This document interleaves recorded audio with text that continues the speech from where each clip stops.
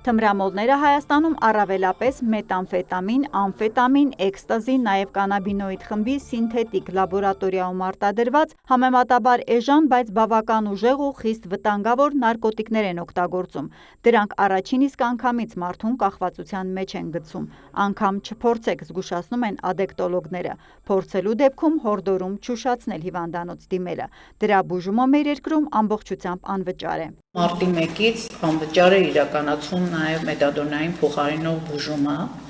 բոլորովին 630 պացիենտներ ունենք, ովքեր ստանում են մետադոնային փոխարինող բուժում եւ այդ բուժումը անվճար է իրականացվում։ Ըստ կախվածությունների բուժման ազգային կենտրոնի մեզ մոտ շատանում են զարմանալի չթվա թմրամոլ կանեք։ Հաշվառվող անչափահասների թիվը բարեբախտաբար կայուն է, տարեկան միջինը 6-7 դեպք։ Հայաստանն աշխարհի հետ միասին հունիսի 26-ը նշում է որպես թմրամիջոցների չարաշահման եւ դրանց ապօրինի շրջանառության դեմ պայքարի միջազգային օր։ Տվյալ հանցագործությունների մասով ինչ պատկեր ունենք, օպերատիվ տվյալներ են ներկայացնում ոստիկանությունից։ 5 ամիսների ընթացքում արձանագրվել է թմրամիջոցների հետ կապված ընդհանուր առմամբ 1313 հանցագործության դեպք, արձանագրվել է թմրամիջոցների իրացման 757 դեպք, մաքսանանգության 38 դեպք, քրեական հետապնդում է հարուցվել 518 անձի նկատմամբ, միայն ոստիկանության ստորաբաժանումների կողմից ապօրինի շրջանառությունից մինչ այս պահը դուրս է բերվել 243 կիլոգրամ տարբեր տեսակի թմրամիջոց։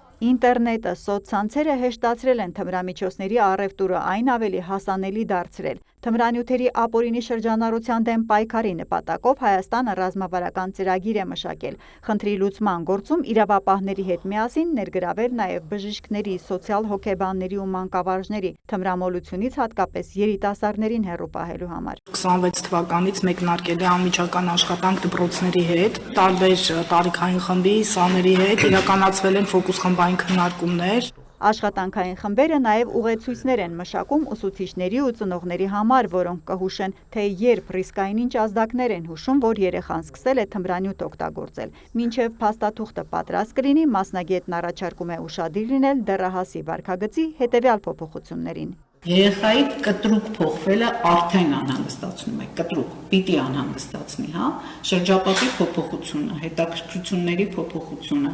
ուսման, նախկինում սպորտով զբաղվելու նկատմամբ անտարբերությունը, նիհարելը, չքնելը, դյուրակրթությունը,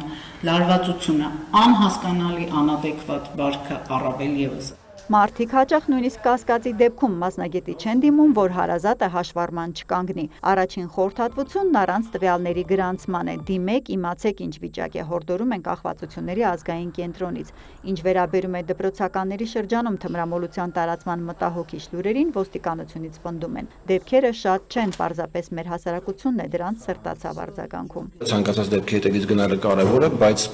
ցանկանում եմ հստակ արձանագրել, որ անչափահասների կողմից կամ դպրոցներում թմրամիջոցների գործածման